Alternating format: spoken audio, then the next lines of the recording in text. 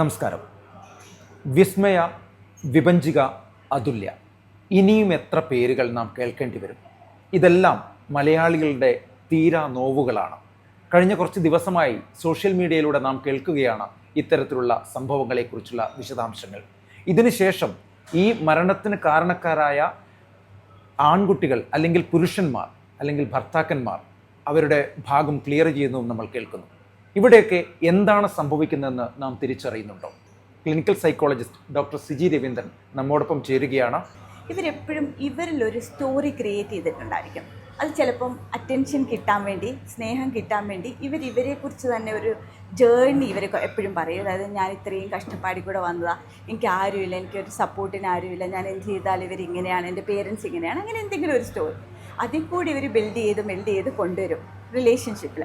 അപ്പം ആദ്യം മുതലേ അവർ മേക്ക് ഷുവർ ചെയ്യും അവരുടെ പാർട്ട്ണറിൻ്റെ നിന്ന് ഒരു പാമ്പേർഡായിട്ടുള്ള ഒരു എന്താ പറയുന്നത്, എപ്പോഴും ഇവർക്കാണ് പ്രയോറിറ്റി കൊടുക്കേണ്ടതെന്നുള്ള രീതി കൊടുക്കും. പക്ഷെ ഇവർ ഭയങ്കര സ്നേഹമായിരിക്കും ആദ്യത്തെ കുറച്ച് ദിവസം. മോസ്റ്റ്ലി ഒരു പ്രിയദർശൻ മൂവിയിലൊക്കെ കണ്ടിട്ടില്ലേ, അവിടെ നോക്കിയാൽ കുട, ഇവിടെ നോക്കിയാൽ മഴ, വെള്ളം, കളർഫുൾ, അങ്ങനെയുള്ള ഒരു ലൈഫ് അവർ ആദ്യം കൊടുത്തു തുടങ്ങും. ഇതിൽ കണ്ട് ഈ പെൺകുട്ടികൾ അങ്ങ് കണ്ണുമഞ്ഞളിച്ച് ഓ മൈ ഗോഡ്, ഇതാണ് ലൈഫ്, ഇതാണ് ഞാൻ തേടിക്കൊണ്ടിരുന്നത് എന്നുള്ളത്. പക്ഷെ ഇതിൻ്റെ ഇടയ്ക്കിടയ്ക്ക് ചില കാര്യങ്ങൾ ഇവർ ഇട്ട് കൊടുക്കുന്നുണ്ടാവും. എങ്ങനെയാണ്?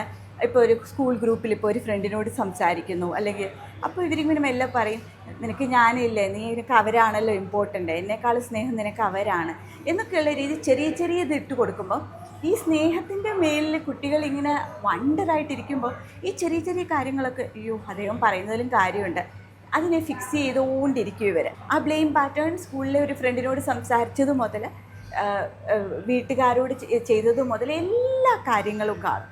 അപ്പോൾ ശരിയാണ്, ഇതെല്ലാം സത്യമാണ്. അപ്പോൾ ഓട്ടോമാറ്റിക്കലി ഇവരുടെ ബ്രെയിൻ പോലും ഒരു കൺഫ്യൂസ്ഡ് ആവും. ശരിയാണല്ലോ, ഇദ്ദേഹം പറയുന്നതിൽ തെറ്റില്ലല്ലോ. ഇതിന് ഓരോന്നിനും ആ സ്നേഹം കിട്ടാൻ വേണ്ടി ഇവരെന്ത് ചെയ്യും, ഇതിനു വേണ്ടി അങ്ങ് ട്രൈ ചെയ്തുകൊണ്ടിരിക്കും. ആ സ്നേഹം കിട്ടാൻ വേണ്ടി എന്തൊക്കെ ഫിക്സ് ചെയ്യാമോ ഫിക്സ് ചെയ്തുകൊണ്ടിരിക്കും. അതിനനുസരിച്ച് ഇദ്ദേഹം മാറിക്കൊണ്ടിരിക്കുകയായിരിക്കും.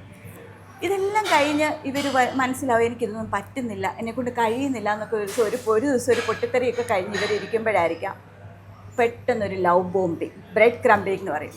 പെട്ടെന്ന് തന്നെ സാരമില്ല, നമുക്ക് ഒരുമിച്ചിരിക്കുക, അതൊക്കെ സാരമില്ല, നിനക്കറിയാമല്ലോ എൻ്റെ പ്രശ്നങ്ങൾ, എനിക്ക് ഇത്രയും പ്രശ്നങ്ങളുണ്ട്, നീ എൻ്റെ കൂടെ നിന്നില്ലെങ്കിൽ എനിക്ക് പിന്നെ ആരാ, ഞാൻ നിനക്ക് വേണ്ടിയല്ലേ ജീവിക്കുന്നത്, പിന്നെയും സെയിം ലവ് ബോംബിങ് അങ്ങ് ചെയ്യും.